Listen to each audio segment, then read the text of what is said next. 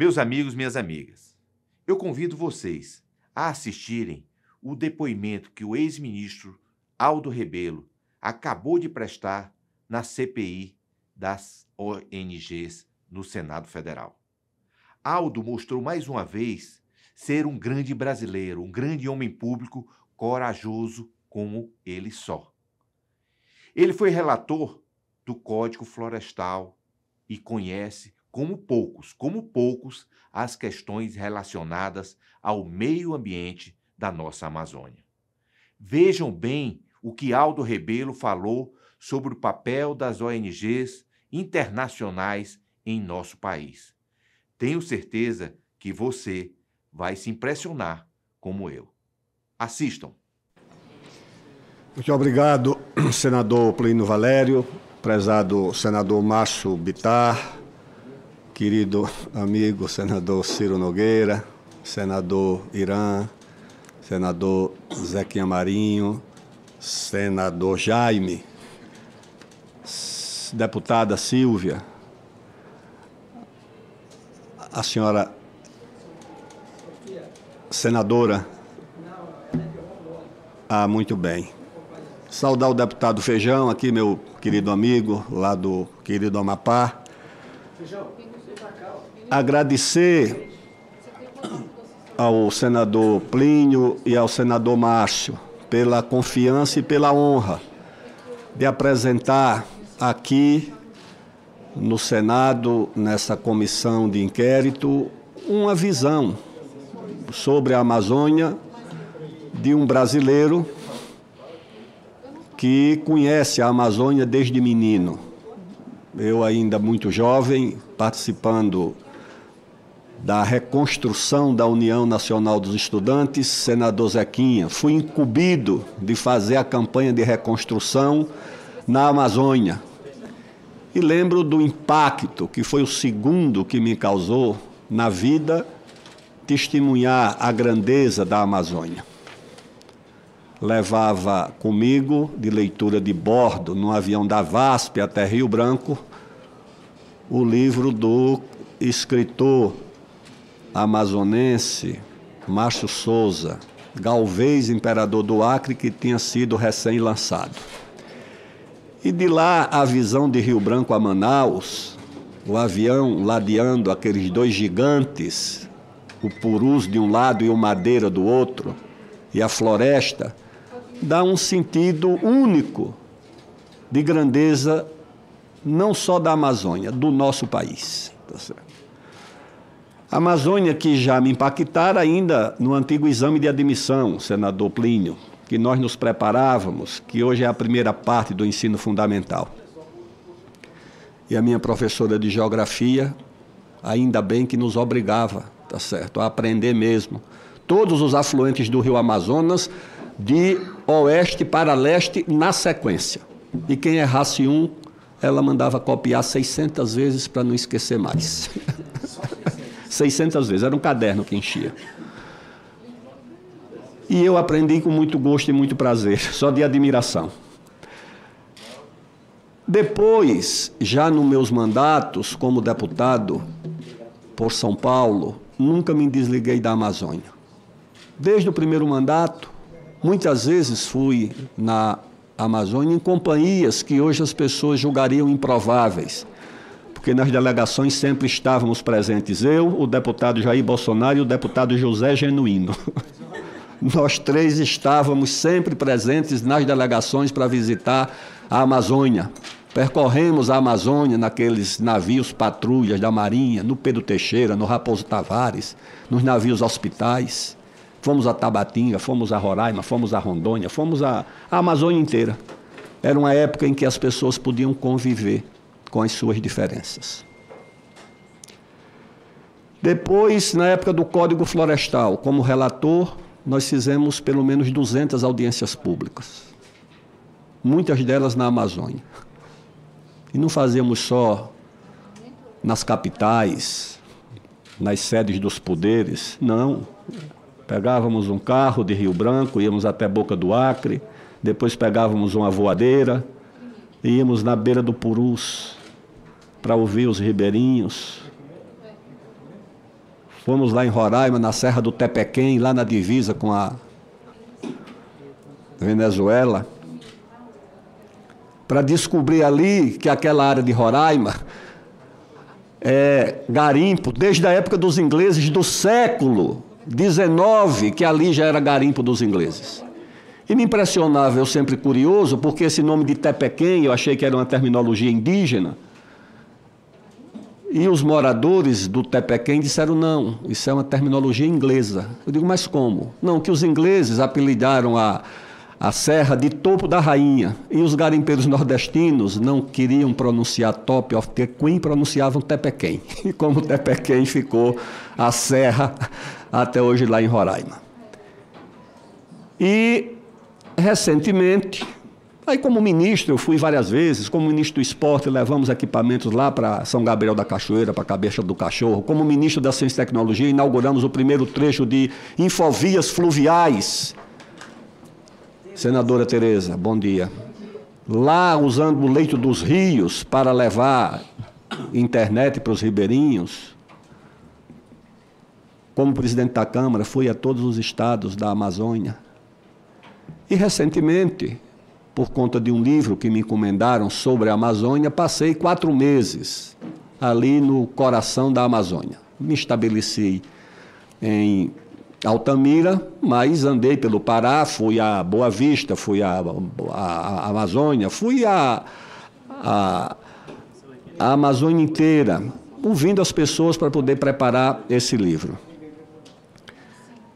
Depois, percorri toda de carro a Transamazônica. Fui de carro de São Paulo. Atravessei a Transamazônica inteira, parando cidade por cidade. E depois desci a 163. Antes, passando em Miritituba, para verificar o magnífico porto que construíram na beira do rio Tapajós, sem a infraestrutura necessária, que seria a Ferrogrão, que foi paralisada por sugestão de uma ONG acolhida pelo Ministério Público e numa decisão monocrática por um juiz do Supremo Tribunal Federal. Tá certo. Foi iniciativa de uma ONG, qualquer com um outro partido desorientado. E percorri recentemente. E o que eu posso dizer, assim, na minha visão de 40 anos visitando a Amazônia, é que me surpreende negativamente a situação que eu percebi. A Amazônia hoje, principalmente aquela Amazônia profunda, é uma área do nosso país onde convivem 3 estados paralelos. O estado oficial das prefeituras, dos estados, da União com suas agências e os seus órgãos, né? Esse é o estado oficial. Anêmico, débil, deficitário em tudo. O estado do crime organizado, do narcotráfico, espalhando os seus tentáculos pela Amazônia inteira, dominando os rios como vias de acesso para o tráfico nacional e internacional, e ampliando o seu poder social e econômico.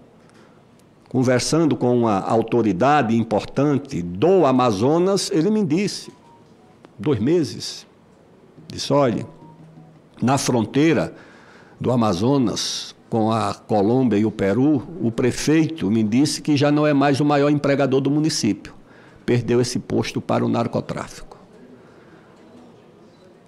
Se você anda nas ruas de Altamira, uma cidade de 120 mil habitantes, tem lá uma orla banhada pelo rio Xingu, e eu caminhava ali quase toda tarde. A cada 100 metros, senador Zequinha, o senhor encontra uma pichação, cobrindo outra pichação, cobrindo outra pichação. É uma pichação do Comando Vermelho, coberta por uma outra do PCC, por uma outra da Família Norte. A cada 100 metros. E toda semana, as notícias de que jovens e mais jovens são trucidados nas chacinas e nos enfrentamentos entre o crime organizado. E quando você olha para a cidade, percorre a cidade, o aparato repressivo do Estado brasileiro, helicópteros, Polícia Federal, IBAMA, Força Nacional, viaturas, Parece uma cidade em guerra. Quando você pergunta qual a finalidade desse aparato, é para combater esse crime organizado? Não! Esse aparato todo está ali montado para ir atrás de um sujeito que está criando uma vaca, plantando uma roça de milho, criando uma cabra ou criando uma roça de cacau. É para isso que o Estado brasileiro mobiliza esse aparato, que eu vi pela primeira vez em 2010, numa audiência em Novo Progresso, quando nós tentamos descer em Novo Progresso, a pista de terra, a pequena pista de terra, um monomotor tentando descer, a pista estava ocupada por um rebanho de vaquinhas, espantadas com a aproximação do avião. O avião deu 2 rasantes para afastar as vaquinhas e nós pousamos. Eu perguntei lá, prefeito, e essas vacas? Não, essas vacas são as vacas piratas do ministro Mink, que mandou apreender aqui. Tá certo.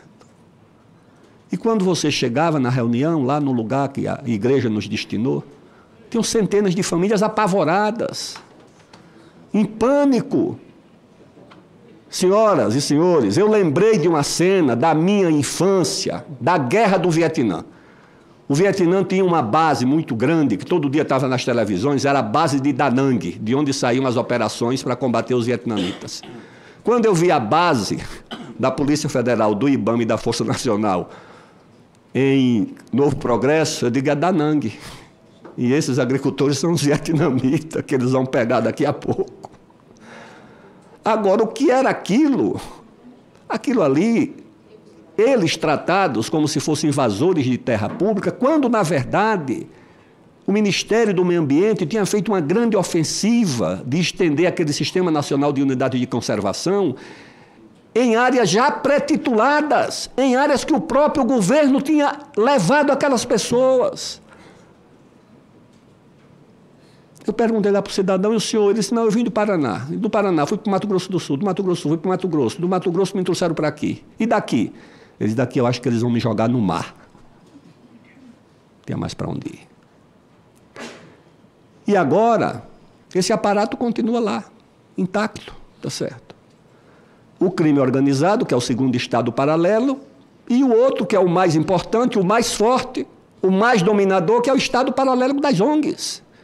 Governando a Amazônia de fato, e governando com o auxílio do Estado formal brasileiro, com o auxílio do Ministério Público Federal, com o auxílio da Polícia Federal, com o auxílio do IBAMA,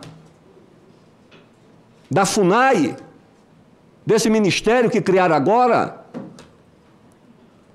das populações ou dos povos indígenas. Esse consórcio de agências do Estado brasileiro a serviço desses interesses. E por que não é fácil de enfrentar? Porque eles nem precisam instalar, porque eles governam de dentro. De dentro. Esse Sistema Nacional de Unidade de Conservação, isso é criação de uma agência americana, assumida pelo Estado brasileiro.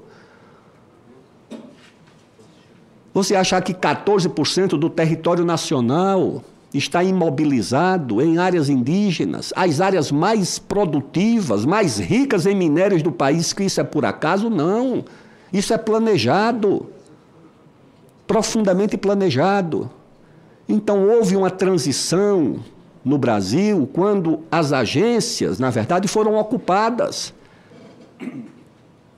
Um dos fundadores do ISA presidiu a FUNAI, e na presidência da FUNAI ele esvaziou a FUNAI e transferiu para a FUNAI, da FUNAI para as ONGs, as atribuições do Estado.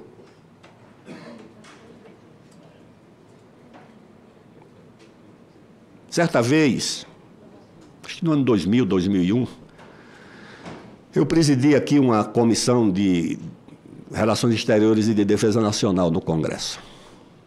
E o Comando do Exército me mandou uma matéria do New York Times com uma denúncia sobre abuso cometido contra mulheres indígenas por parte de soldados do Exército. E perguntou se a comissão poderia expedir uma nota sobre o tema. Eu li a matéria e disse, faço sim, mas quero ir lá onde a denúncia foi formulada, que era um pelotão de fronteira lá na divisa de Roraima com a Venezuela. Saímos daqui, eu, na época, Coronel Vilas Boas, que depois veio a comandar a Amazônia, e o Exército, que era então chefe da assessoria parlamentar do Exército, fomos até Boa Vista, dormimos lá no hotel de trânsito do Exército, e no outro dia de manhã saímos com o general Claudimar Magalhães, que era o comandante da Brigada de Infantaria de Selva de Roraima, mais uns 2 oficiais e mais uns 2 ou 3 funcionários civis do governo de Roraima. Quando nós descemos no pelotão de fronteira de Surucucus, bem próximo, 300 metros, tem uma maloca indígena, Yanomami, porque o pelotão está dentro de uma área Yanomami. Quando nós chegamos na maloca para fazer a visita, tinha uma moça, uma jovem, cujos traços demonstravam que ela não era assim, oriunda daquela região. Ela apresentou-se como sendo integrante de uma ONG chamada Uriri. E disse, não, o senhor entra, que o senhor é deputado, mas o general e o coronel não entram. Eu disse, mas você deve levar em conta que você não é nem servidora pública. Eles são oficiais do Exército Brasileiro, isso aqui é área de domínio da União. Ela disse, não, o senhor não entra. O senhor entra, eles não. O general Claudimar tinha levado uns presentes, uns facões, umas coisas lá para as lideranças indígenas. E cuidadoso, para não criar nenhum tipo de incidente, disse, não, deputado, o senhor entra aqui, nós aguardamos. Eu entrei. Me deparei com aquela cena que eu já descrevi, até em livro, né, de profunda subnutrição dos indígenas que estavam ali, uma fuligem muito forte, cortina de fumaça e fuligem, porque tinham muitos fogos acesos para cozinhar aqueles alimentos, né? Eu conversei com a moça, eu digo, e essa situação? Eu disse, não, tem muitas doenças infecciosas por aqui.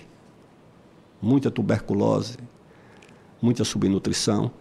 Eu perguntei, por que a senhora não traz água ali, já que toma conta disso aqui, não traz a água do pelotão de fronteira e a luz elétrica? Porque não tinha luz elétrica, nem tinha água tratada. Ela disse, não, água tratada de luz elétrica vai alterar a cultura deles. Aí tinha uns 3 meninos jogando futebol, assim, numa área, num campinho atrás da maloca. Eu corri, dei um chute na bola e voltei e disse, olha, pelo menos nós todos torcemos para a mesma seleção. Ela disse, não, senhor. O senhor torce para a sua seleção, eles torcem para a seleção deles. Eu convidei o general Claudimar e o coronel Vilas Boas, eu digo, vamos, antes que se torne mais desconfortável a visita, vamos embora. Depois, conversando com o Vilas Boas, nós nos perguntamos, como essas pessoas souberam da nossa presença? Como se anteciparam à nossa presença? Como se deslocaram? Porque não havia outro meio, não tinha estrada, não tinha rios. Como se deslocaram? Claro que havia ali um serviço de inteligência e de logística, que se antecipou à nossa passagem por ali. Depois eu vi no noticiário que essa ONG, que era ligada, acho que à saúde, foi envolvida em denúncias muito graves dos recursos repassados na época, não sei se pela FUNASA ou pelo Ministério da Saúde. Essas denúncias são públicas, elas estão na internet. O governo exercido, porque essas ONGs elas são apenas um instrumento. Os interesses que elas representam estão lá fora. Se alguém perguntar se isso não é teoria da conspiração, a história da Amazônia é uma história de conspiração. A Amazônia é cobiçada antes de ser conhecida. Quando fizeram o Tratado de Madrid, em 1494, nem os espanhóis nem os portugueses sabiam que existia a Amazônia. Eles desconfiavam que havia terras ali a 350 léguas a oeste das ilhas de Cabo Verde e dividiram, tá certo? Faz esse meridiano a 350 léguas, o que tiver a leste é português, o que tiver a oeste é espanhol. Tanto que o rei da França, que era primo do rei da Espanha e primo do rei de Portugal, chamou um diplomata e perguntou, e cadê o testamento de Adão, que deixou as terras do mundo para os meus 2 primos? E me excluíram da participação. Mas é disputada, desde essa época, que a Amazônia é disputada. A crônica registra. Tem livros clássicos escritos por amazônidas ilustres, cultos, bem informados, como o Leandro Tocantins, que escreveu a história do Acre, o Arthur César Ferreira Reis, que escreveu, inclusive, a história dessa cobiça, que dá os detalhes de como os holandeses, os ingleses, os franceses, os espanhóis Alguém acha que os holandeses, os franceses e os ingleses estavam ali somente para ficar com aquela fatia das Guianas, naquele maciço? Não, o que eles queriam era a bacia do Grande Rio. Essa era o objetivo. Portugal foi muito eficiente, contou com uma diplomacia muito eficaz, cabos de guerra muito capazes, aliança com as populações indígenas. Sem essa aliança, Portugal não teria prevalecido na Amazônia. Uma das expedições do Pedro Teixeira, que saiu de Cametá em 1637, a expedição era formada por 1.200 índios armados de arco e flecha e remeiros. E era para durar tanto que eles levavam as famílias, as mulheres, as crianças. A expedição tinha mais de 2.000 integrantes. Saiu de Belém e foi até Quito. Não, até Quito. E depois voltou. O Raposo Tavares saiu de São Paulo para percorrer a Amazônia inteira. Saiu daqui de São Paulo, também com uns 1.000 índios e alguns portugueses. Voltaram alguns. Voltou tão desfigurado que a família não reconheceu quando ele chegou em casa, de volta em São Paulo. Foi até o Peru. O vice-rei do Peru ficou espantado com a ousadia desses bandeirantes e desses portugueses. Então é muita cobiça. A Guiana, essa Guiana aí, inglesa, que hoje está nadando em petróleo, crescendo 50% ao ano, o rei Carlos apoia as ONGs para proibir petróleo na Amazônia e no Amapá. Na Guiana inglesa ele foi o primeiro a chegar com as suas empresas. Pois bem, essa Guiana tem o caso célebre. O quê? 2 ONGs inglesas. Uma sociedade geográfica e depois outra religiosa, que os ingleses queriam ter acesso à bacia do Amazonas, porque os rios deles corriam todos para o Caribe. E eles mandaram 2 agentes, mapearam, comunicaram, depois mandaram um religioso, catequizou os índios, ensinou inglês. Quando o Brasil mandou retirar... Isso o Brasil já independente. Os pastores levaram os índios para Georgetown, pediram proteção à Inglaterra, e a Inglaterra mandou uma tropa. E nos tomou ali 21 mil quilômetros, que deu o acesso deles ao Rio Branco, e depois ao Negro, e depois a Guiana Francesa do mesmo jeito. A questão do Amapá, lá do nosso herói Cabralzinho, né? Eles queriam 500 mil quilômetros quadrados. O Barão do Rio Branco disse, olha, eles querem uma outra França aqui, porque eles queriam tomar conta dali do Oiapoque, no Oceano Atlântico, até o limite de Roraima. Todo aquele pedaço do Pará, do Amazonas e um pedaço de Roraima, eles queriam tomar conta, 500 mil quilômetros quadrados. O Barão do Rio Branco preparou uma defesa muito grande e o árbitro, que era o presidente da Suíça, nos deu ganho de causa 100%. Mas isso agora em 1904, 5, 6, que essa disputa está presente. O roubo das seringueiras, o maior escândalo de biopirataria da história, promovido pelo governo inglês, patrocinado, pago. O homem que veio cumprir essa missão... O Brasil produzia 95% da borracha do mundo. E já havia uma indústria de borracha, os navios já usavam, as indústrias já usavam. E os ingleses queriam levar a borracha da Amazônia para a Ásia. Pagaram um agente, que depois foi condecorado cavaleiro do Império Britânico pela acho que era a Rainha Vitória. Vitória, pronto. Esse homem, quando faleceu, teve obituário publicado no jornal Times, e ele contrabandeou 70 mil sementes de seringueira. Subornou a alfândega de Belém, ou de Santarém, e levou tudo para lá. Botou no Jardim Botânico de Londres, e do Jardim Botânico adaptou e levou para... E 30 anos depois, era a Inglaterra que produzia na Ásia 95% da borracha do mundo. Essa crônica está aí, presente. Desapareceu isso hoje? Por que desapareceria?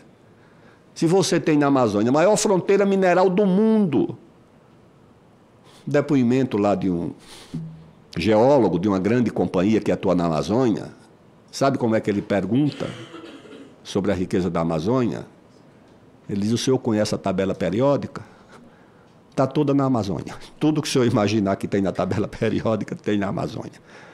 Aí eu vou fazer uma palestra em Paragominas. As pessoas dizem: olha, acabou de sair daqui uma equipe de pesquisadores da Alemanha que vieram atrás do, não sei se é camamu, é uma planta. Camu, vitamina C? É uma planta que vai consertar ou curar o Alzheimer. Os alemães estavam lá atrás disso, atrás dessa planta. Isso também está na internet. A planta que vai curar o Alzheimer, e os alemães estão atrás disso. Você tem a biodiversidade, a maior reserva de biodiversidade do mundo na Amazônia. É que nós temos, lamentavelmente, uma imprensa no Brasil que oculta os fatos sobre a Amazônia. Oculta, silencia, omite. O último congresso, depois daquele congresso do Egito, senador Márcio, do meio ambiente, isso. Em seguida teve a COP da biodiversidade em Montreal. A COP da biodiversidade de Montreal se confrontou com 2 temas importantes, onde o Brasil foi protagonista. Quais eram os 2 debates fundamentais? Primeiro, qual a porcentagem de biodiversidade que o mundo deveria proteger? Resolução da conferência: 30% da biodiversidade do mundo. Debate sobre onde proteger. Proposta do Brasil, que cada país proteja 30%. Proposta da ONU, dos países ricos. Meta global. Na meta global, se eu protejo 60% e o senador Ciro protege 0%, nós 2 protegemos 30%. Então, a meta global era para jogar o encargo e a responsabilidade em cima de 3 países: Brasil, Congo e Indonésia. Era essa a meta. E foi essa a meta que foi estabelecida, a meta global. O Brasil perdeu. Isso foi em dezembro de 2022. A segunda discussão: a distribuição dos recursos gerados pela biodiversidade. O Brasil tinha, com os africanos e os indonésios, uma proposta que remunerava com royalties, com patentes, sei lá com o quê, a biodiversidade. Sabe o que é que os países ricos fizeram, senadora Tereza? Registraram todas as biodiversidades sem identificar a origem. Quando o Brasil protestou, dizendo: sem identificar a origem, como é que nós vamos pedir indenização? Eles: não, nós vamos registrar, mas colocar em disponibilidade para o mundo inteiro. É uma trapaça, porque só vai ficar em disponibilidade para quem tem a tecnologia que possa transformar aquilo em algum produto farmacêutico, químico, industrial, cosmético. Não adianta você distribuir livros para quem não sabe ler, não adianta você abrir a biodiversidade para quem não domina a tecnologia. Então é uma trapaça, é outra forma de biopirataria, e foi isso que decidiu. Isso tudo está lá na Amazônia. Então, se você tem a maior fronteira mineral do mundo, de tudo, se você tem a maior reserva de biodiversidade do mundo, se você tem a maior reserva de água doce do mundo, em dezembro de 2020 ou 2021, a Bolsa de Valores de Nova York acolheu uma nova commodity, uma nova mercadoria, que passou a ser negociada na Bolsa de Valores. Essa mercadoria é a água. A água virou uma commodity negociada na Bolsa de Valores. Poucos meses depois, numa palestra, falando exatamente sobre a água, a vice-presidente dos Estados Unidos disse o seguinte, também está na internet: a guerra pelo petróleo é uma guerra do passado. A guerra que os senhores vão conhecer no futuro é a guerra pela água. Ora, se eu tenho a crônica da guerra pelo petróleo, que era a guerra de quem precisava contra quem tinha o petróleo, eu fico olhando que nós temos muita água. Que o Rio Amazonas é responsável por 20% de toda a vazão de água doce do mundo. Do mundo. Chega, às vezes, a 300 mil metros cúbicos num segundo de vazão. E os outros rios também têm vazão extraordinária. Você tem ali o maior reservatório, o Alter do Chão, que é maior do que o Guarani, dá 2 vezes esse Guarani aqui. O aquífero é o maior do mundo. Você tem nas estações chuvosas, senador Ciro, 350 mil quilômetros de água doce de superfície na Amazônia. Você tem mais do que um estado de São Paulo, mais do que a Itália, mais do que a Alemanha, de água doce de superfície. Alguém olha e acha que isso, quando o mundo está vivendo uma escassez que vai atingir a agricultura, os estudos da FAO já estão apontando que 3 grandes regiões produtoras de grãos, que são as planícies americanas, grandes produtoras de grãos, a planície norte da China, e tem uma terceira área também muito produtora de grãos, está sofrendo uma crescente escassez de água. E sem água não há agricultura. Não há agricultura sem água. E a água está na Amazônia. E a floresta tropical está na Amazônia. Então, isso tudo se explica por essa diplomacia, que os países ricos têm uma diplomacia especial das terras raras, dos minérios. O presidente Biden disse lá numa reunião na Indonésia, lá numa ilha de Bali, que contra o monopólio das terras raras, desses minérios raros, por parte da China e em parte da Rússia, e pela insegurança jurídica da África, o caminho era o Brasil. O Brasil tem minérios importantes para essa indústria de alta tecnologia. E o Brasil, infelizmente, não tem consciência da importância, da relevância, e acha que isso tudo é pelo meio ambiente. Claro que há um problema do meio ambiente no mundo, e no Brasil também, mas não é pelo meio ambiente que a Amazônia está em evidência, que a Amazônia está no centro da polêmica, do debate. Não é pelo meio ambiente que eles estão trazendo essa conferência do clima lá para Belém. Não é, como diria o grande padre Antônio Vieira, não é pelo nosso bem, é pelos nossos bens. Tá certo? É uma distinção singular, mas muito importante. Há que diferenciar aqueles que estão aqui em busca do nosso bem, que são sempre bem-vindos, acolhidos, daqueles que estão aqui em busca dos nossos bens. E a Amazônia é essa região, né, governada, observada, olhada, né, por centenas de ONGs poderosíssimas, com muitos recursos, conscientes da sua tarefa, da sua missão. Agora eu vi que o BNDES anunciou que já há 5,3 bilhões de depósito no Fundo Amazônia. Agora veja só, o Fundo Amazônia foi criado pelo governo brasileiro, pelo Estado brasileiro, mas é administrado pelas ONGs. Eu integrei o Conselho de Administração do BNDES.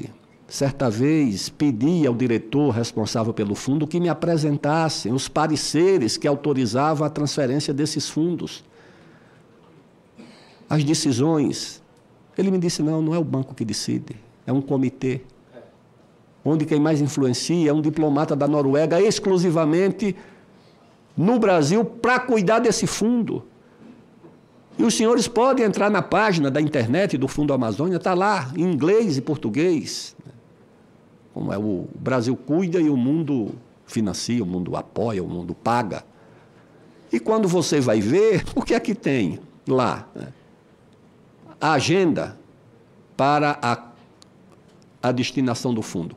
É só essa agenda global do meio ambiente. Mas a Amazônia, senhoras e senhores, é a região onde há os piores indicadores sociais do Brasil. Os maiores índices de mortalidade infantil, as maiores taxas de analfabetismo, de doenças infecciosas, o menor índice de fornecimento de serviços essenciais como água tratada, luz elétrica, saneamento básico. Você anda nas ruas das cidades da Amazônia, não há saneamento. Há um centavo sequer destinado para essa finalidade, para dar saneamento básico? não há um centavo. Para a saúde, não há um centavo. Para desenvolver, para elevar o padrão de vida dessas pessoas, não. Não. É exclusivamente para essa agenda de interesses internacionais. Situação de pobreza. Uma vez, descendo o rio Purus, vi um grupo de crianças saindo de uma canoa, perguntei para o rapaz da voadeira, para o piloto, o que é aquilo? Ele disse, uma escola. Eu digo, eu quero ver. Paramos lá na beira do Purus, no estado do Amazonas. Subimos lá a ribanceira, 50, 100 metros estava a escola. Cheguei na escola, apresentou-se um jovem, senhor professor, sou professor. Lugarzinho, um quarto dessa sala aqui, da CPI. Um colchão no chão, muito toco de vela. Aí eu disse, a escola não tem luz elétrica. E essas velas, professores, eu corrijo as provas à noite. À luz das velas. Olhei na parede, a ideia de um professor muito aplicado, cheio de cartaz, de cartolina, aula de história, geografia, escola multicurso, né, da multissérie, como se diz. Vi também que a escola não tinha água tratada nem encanada, embora tivesse a 100 metros de um dos maiores rios do mundo. Eu voltei ao MEC, perguntei lá para uma assessora do MEC, eu digo, e essa situação? Ela disse, não, são milhares dessas escolas, todas na Amazônia. Agora, dessa vez, foi no Rio Xingu. Eu estava passando pelo Rio Xingu, olhei e digo, quero uma escola, quero ver a escola. Era um fim de semana, a professora não estava. Mas eu perguntei aqui. Não, aqui é uma professora. Ela vive e mora aqui. Dentro da selva, ela dorme sozinha. Uma menina, professora, dorme sozinha ali dentro da selva. Eu digo, só pode a mão de Deus proteger essa moça, numa situação daquela. Há alguma ONG preocupada com essa situação de escolas sem água, sem luz, multicurso, multissérie, falta de tratamento? Nas aldeias não tem água tratada, não tem luz elétrica. Há uma ONG preocupada com isso, com saneamento básico em todas as cidades da Amazônia, inclusive nas capitais. Eu não sei, Feijão, qual é o índice de saneamento da cidade de Macapá. Não sei. 3%. Pois é. Isso é elevado, para a média da Amazônia é elevado. Belém, 3,67. Pois é. Porto Velho, 4. É isso. Agora, nas cidades de São Paulo, eu, como ministro, vi muitas vezes, né, a terceira estação de tratamento para cidades que já têm 100% de esgoto tratado, tá certo? Porque as cidades da Amazônia não têm os requisitos que o Estado brasileiro exige, que é projeto, porque não tem corpo técnico, e capacidade de endividamento, que só tem as cidades ricas. E o dinheiro que poderia ir para isso vai para as ONGs. Vai para as ONGs. Que vivem na Amazônia. Eles mandaram, eu estava em Altamira, foi uma repórter do Rio de Janeiro, de uma ONG, para interrogar como se fosse policial a presidente do Sindicato Rural de Altamira, achando que ela estava pagando a minha viagem. Não estava, tá certo. Ela voltou lá sem a notícia que queria dar. Eu estava escrevendo um livro, e os editores me adiantaram alguma coisa para eu pagar uma viagem comum, simples, ficando em hotéis simples e de carro. Mas ela foi do Rio de Janeiro, essa ONG. Foi para lá. É uma ONG criada por uma pessoa que sai desse circuito da grande imprensa, Folha, Estado, é o País, Globo, porque as ONGs pagam os seus jornalistas a peso de ouro, dispõem de muitos recursos e recrutam jornalistas talentosos, preparados, para montar a versão das ONGs sobre a Amazônia, tá certo? Porque ela se distribui em vários grupos. Tem um grupo de ONGs que é só ONG para fazer barulho, agitação, vender, ameaça para recolher o dinheiro para proteger, entre aspas, a floresta. Há ONGs que cooptam lideranças, que cooptam pesquisadores nas academias, que funcionam como se fossem ONGs de pesquisa. E agora há um grande número de ONGs que são ONGs da área de comunicação, como se fossem agências de comunicação, jornalistas. Registram na Amazônia, dizem que vivem lá, mas não vivem, e quando vivem, vivem em condomínios fechados, sem qualquer contato com a população local. Como se fosse uma administração colonial. Os ingleses administravam as colônias africanas, asiáticas, assim. Faziam seus bairros exclusivos.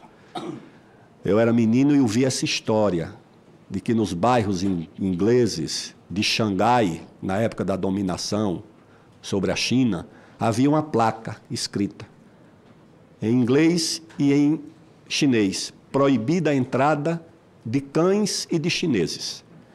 Depois disso, num filme chamado A Fúria do Dragão, daquele Bruce Lee, tem uma cena que ele, nessa Xangai ocupada, tenta entrar num parque, e quando ele tenta entrar no parque, o guarda aponta a placa. Na placa está lá escrito, né, em inglês, proibida a entrada de cães e chineses, e em mandarim.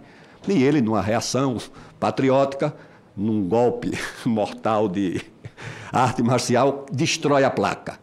Eu fiquei pensando, falta um Kung Fu na Amazônia, um Bruce Lee na Amazônia, para enfrentar essa situação. Então, o que eu vejo é que essas ONGs governam a Amazônia, não só de lá, mas a partir do próprio Estado brasileiro, tá certo? Com a lei, com as normas que eles criaram. Um deles é esse Sistema Nacional de Unidade de Conservação. O outro é essa política de demarcação dessas áreas indígenas, que eu tentei, na época de deputado, com o deputado saudoso Ibsen Pinheiro, trazer de volta para o Congresso essa atribuição. Porque o Congresso ouve. O Supremo não ouve ninguém. A decisão sobre a Raposa Serra do Sol era ministro. Eu disse ao presidente Lula, isso é um grande erro. Copiei a frase do estadista francês. Disse, presidente, é pior do que um crime. É um erro. Mas, por pressão internacional e por uma decisão do Supremo, foi feita essa demarcação em área contínua que os índios não queriam. Eu estive lá várias vezes. Mas o ministro do Supremo que decidiu, ele não foi lá nenhuma vez.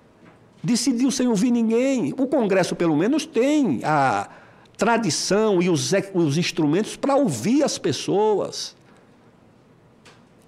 que o Supremo não tem. E você tem uma anomalia no direito brasileiro, que é uma autarquia poder subtrair áreas de um ente federativo sem consultar ninguém.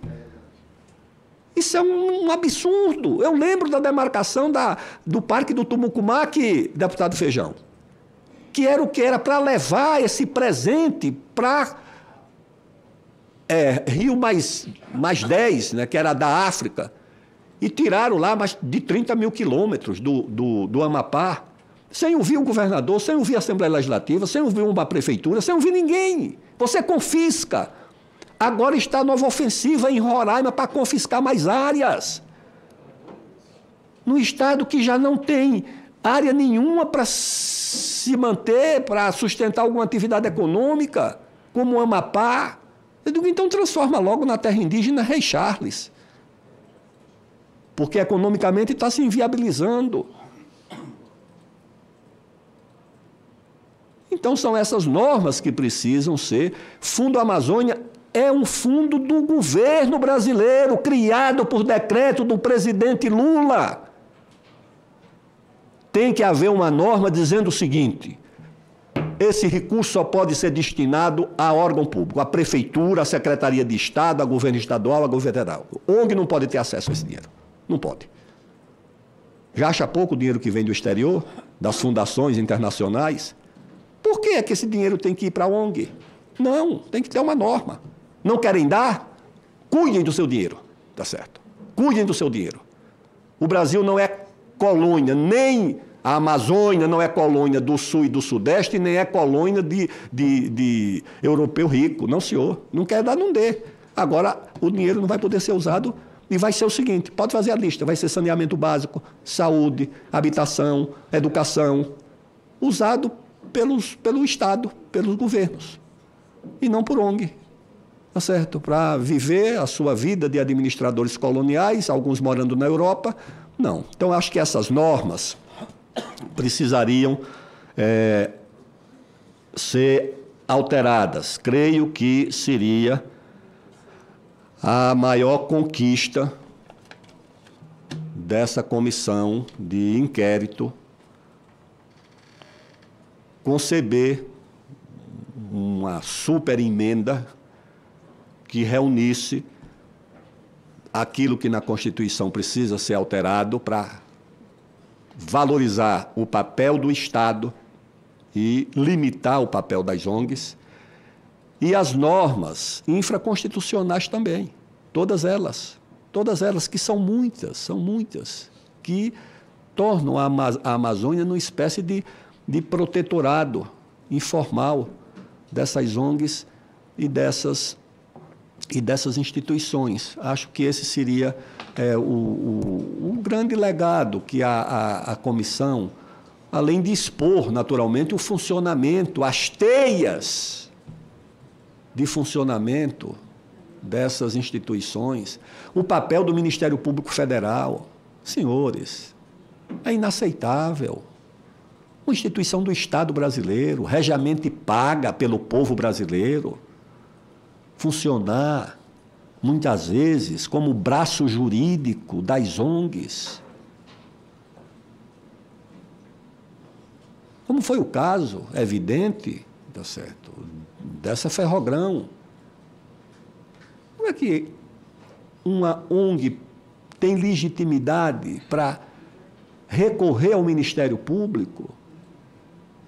Eu vi isso muitas vezes no Código Florestal. Lá em Altamira, tem a representante do Ministério Público da cidade, ela se nega a receber os produtores rurais e a atender convite da Câmara de Vereadores. E vive em comunhão com essa agenda, sem ouvir. Aí você vê uma notícia que lá no Acre, eu conheço Santa Rosa do Purus, uma cidade pobre, lá na extrema fronteira. Eu tive lá. Na época, eu era ministro da Defesa, o prefeito procurou o senador Ciro e disse: ministro, deixa essa moça aqui. Era uma médica que nós tínhamos no pelotão de fronteira.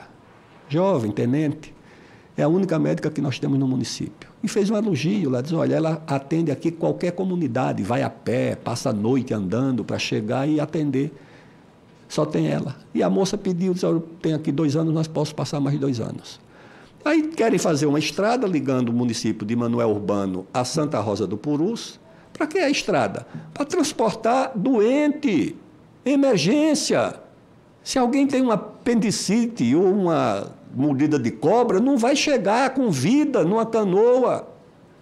É para carregar as pessoas doentes, é para levar os estudantes, levar as mercadorias, e o Ministério Público entra com ação para proibir. Agora outra estrada, que é ligando Cruzeiro do Sul a Pucallpa.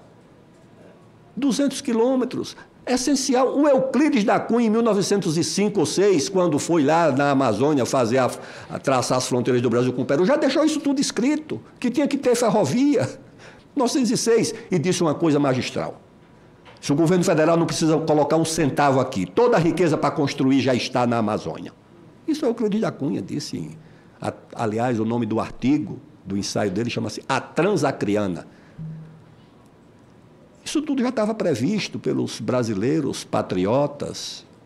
E agora o Ministério Público bloqueia tudo isso. Essa rodovia 319...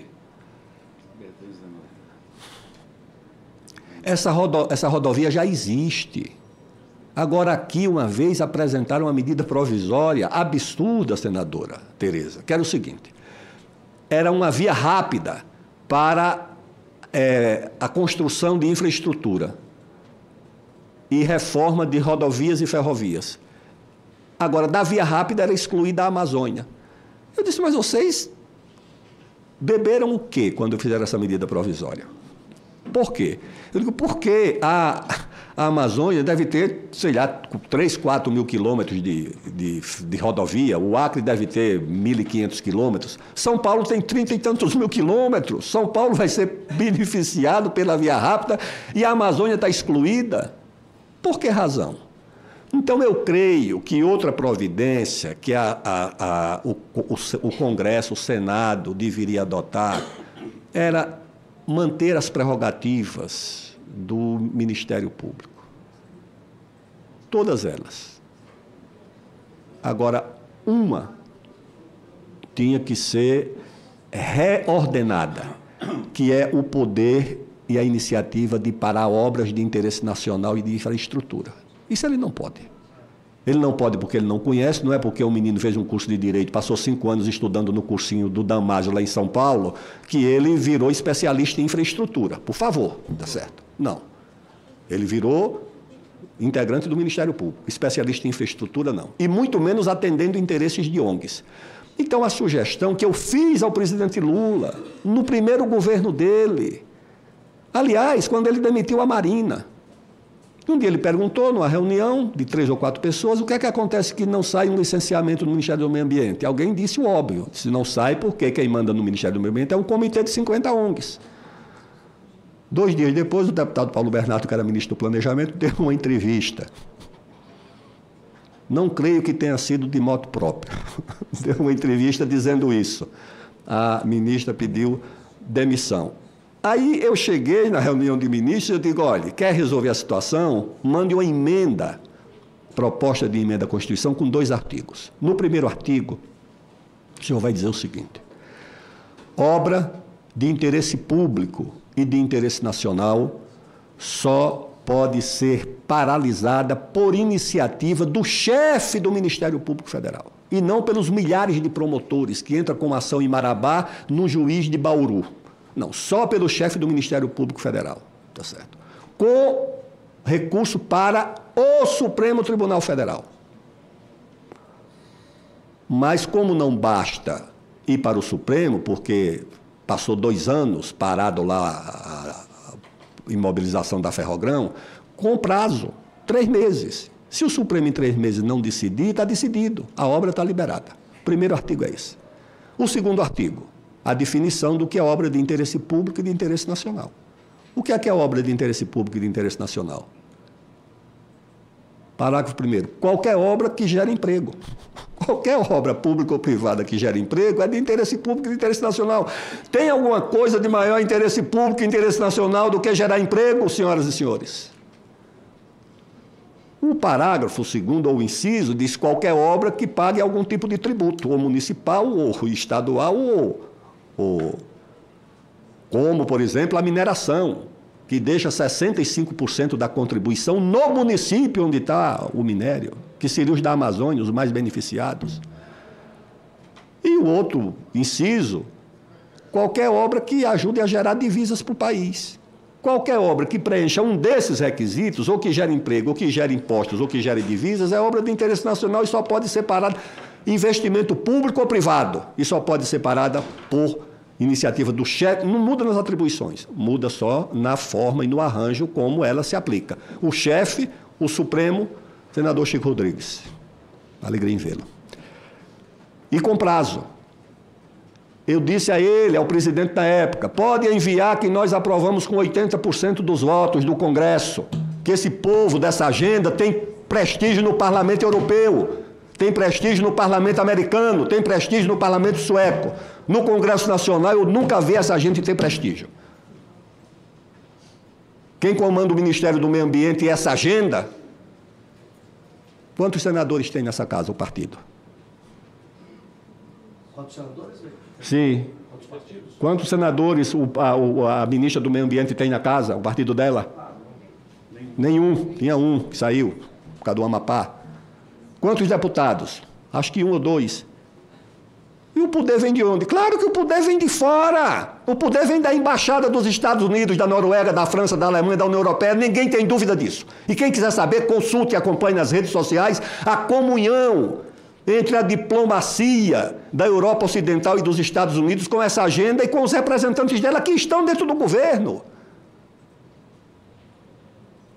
É uma relação de certa promiscuidade política, de certa perda do pudor que o servidor público deve ter. Não deve se expor em determinadas reuniões com agentes estrangeiros, com representantes estrangeiros. Deve ter cuidado. Lamentavelmente, muitos dos que estão nesse governo não têm esse cuidado. Acho que perderam completamente o limite e uma parte do pudor que deve conduzir a vida de homens e mulheres que têm função pública na relação com os estrangeiros. É isso que eu vejo nas redes sociais. Então, o Congresso pode fazer isso.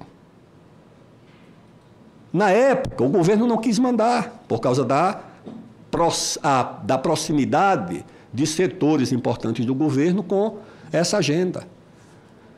E agora eu vejo o presidente Lula dizendo, não, mas não pode ser o santuário.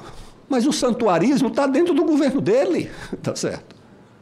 Os santuaristas estão dentro do governo dele, praticando o santuarismo, perseguindo qualquer forma de atividade econômica. Senhoras e senhores, quando eu digo que esses dois governos paralelos se alimentam, é porque, senador Chico Rodrigues, quando as ONGs e o Estado brasileiro imobilizam a atividade econômica,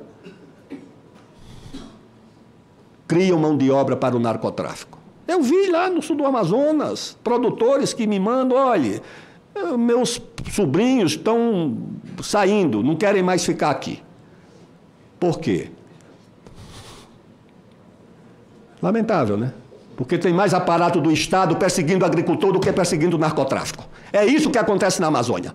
Tem mais mobilização, mais dinheiro, mais recurso, mais Polícia Federal, mais Força Nacional perseguindo o agricultor, criador de vaca, confiscando, levando ao suicídio, do que perseguindo o traficante. Eu moro em São Paulo, que é uma cidade violentíssima. A multiplicação de casos de violência, de sequestro, de assalto. Há décadas que eu moro lá em São Paulo, há 50, sei lá quantos anos. Senador Ciro, eu nunca vi uma viatura da Força Nacional em São Paulo. Está tudo na Amazônia. Para quê? Para prender traficante? Não. É atrás do agricultorzinho. É isso que acontece. Infelizmente é isso. Então é de se perguntar ao governo brasileiro, vai deixar que essas ONGs operem na Amazônia, perseguindo brasileiros que estão lá? E o objetivo é muito claro, não é por acaso. Numa dessas viagens pelo Rio Xingu, eu ia com um sargento que permaneceu 30 anos no Exército. E ele era piloto de voadeira, batia a Amazônia inteira, saía de Altamira, ia até Manaus, saía de Manaus, ia a Santana, Macapá, Belém, só com o Exército. Ele me disse, olha, há 20 anos havia pelo menos o dobro de ribeirinhos vivendo na Amazônia. A política é de desantropização. Não pode ter regularização fundiária, porque a regularização fundiária consolida a presença demográfica. Não pode ter atividade econômica, não pode, essa coisa dos garimpeiros. Transformar o garimpeiro numa atividade criminosa. Eu era o presidente da Câmara, senador Irã, quando eu recebi aqui um projeto do governo do presidente Lula. Sabe como era que chamava o projeto? Você era deputado, Chico. Estatuto do Garimpeiro. Esse estatuto foi enviado pelo governo do presidente Lula, em obediência ao artigo 174 da Constituição. No Estatuto do Garimpeiro está escrito lá no artigo 3º ou 5º, que o governo deve priorizar a concessão de lavra para o garimpo individual, familiar ou em cooperativa, está lá na lei. E o que é que os governos fizeram? O último, porque tem também na lei a previsão de reserva garimpeira. A última foi o presidente Figueiredo que fez para alocar os garimpeiros que saíram de Serra Pelada. O que é que o governo fez? Ministro do Meio Ambiente, transformou essa área em unidade de conservação. Não se criou uma unidade para o trabalho desses brasileiros, quando todo mundo sabe que ali na Amazônia a atividade de garimpo existe há muito tempo, no Brasil inteiro. Os americanos devem a Califórnia aos garimpeiros. Os garimpeiros fundaram Cuiabá, os garimpeiros fundaram Goiás Velho, os garimpeiros foram para o Mato Grosso, os garimpeiros saíram pelo mundo afora. Então, criminalizar por quê? Se tem garimpeiro criminoso, trate como criminoso. Se tem médico criminoso, trate como criminoso. Se tem advogado criminoso, trate como criminoso. Agora, eu não vi ninguém criminalizar toda uma categoria humana por conta do crime de 1, 2 ou 3, tá certo? Sabe por que é? É porque os 900, 600 mil garimpeiros que tem na Amazônia, tá certo? Não são objeto de compra de ONGs. Essa é uma diferença que faz. Não estão à venda para as ONGs. Esse é, e é o tipo humano que conhece a região inteira. Eu falei para o pessoal do Ministério da Justiça, cuidado, vocês querem resolver um problema, mas cuidado com o que vocês vão fazer depois, tá certo? Para esses garimpeiros não serem recrutados para atividade criminosa. É preciso ter cuidado com isso. E acho que o cuidado não deve ser só da Amazônia ou dos amazônidas, que vivem lá, lutando com muita dificuldade. Isso deve ser um cuidado do Brasil, das instituições nacionais. E, em primeiro lugar, do Congresso Nacional, já que, nesse atual governo, a agenda da Amazônia, infelizmente, não nos dá nenhum tipo de expectativa e nem de esperança. É preciso cuidar agora, cuidar da agenda da COP, que vem aí, tá certo? Porque isso... A primeira conferência do clima, eu vou dizer isso e encerrar. A primeira conferência do clima foi a Conferência de Estocolmo de 1972. Foi a primeira conferência do meio ambiente da ONU. O governo militar designou para chefe da delegação um brasileiro ilustre, um diplomata reconhecido, respeitado, tinha sido ministro das Relações Exteriores do presidente João Goulart. Não foi cassado, permaneceu, era embaixador do Brasil da ONU e foi designado. Na primeira reunião, quando o embaixador americano, que era um homem também muito preparado, muito ilustre, apresentou a agenda, ele disse, não, essa agenda não. Essa agenda é a agenda do meio ambiente sem uma coisa que o Brasil julga essencial, que é o desenvolvimento. Ou é meio ambiente e desenvolvimento ou não tem a conferência. A discussão foi dura, os diplomatas chegaram a se levantar das próprias cadeiras para um entreveiro mais sério, mas o Brasil venceu. E a agenda teve que ser a agenda do meio ambiente e do desenvolvimento. E ele cunhou uma expressão atualíssima. Ele disse que vocês não querem, não é a questão do meio ambiente. O que vocês querem é o congelamento do poder mundial. Essa foi a frase do embaixador Araújo Castro. Congelamento do poder mundial. Tem livros sobre isso. O congelamento do poder mundial ainda permanece. Porque o nosso vizinho mais importante, mais rico, mais poderoso, já está numa disputa dura com a Ásia, com a China.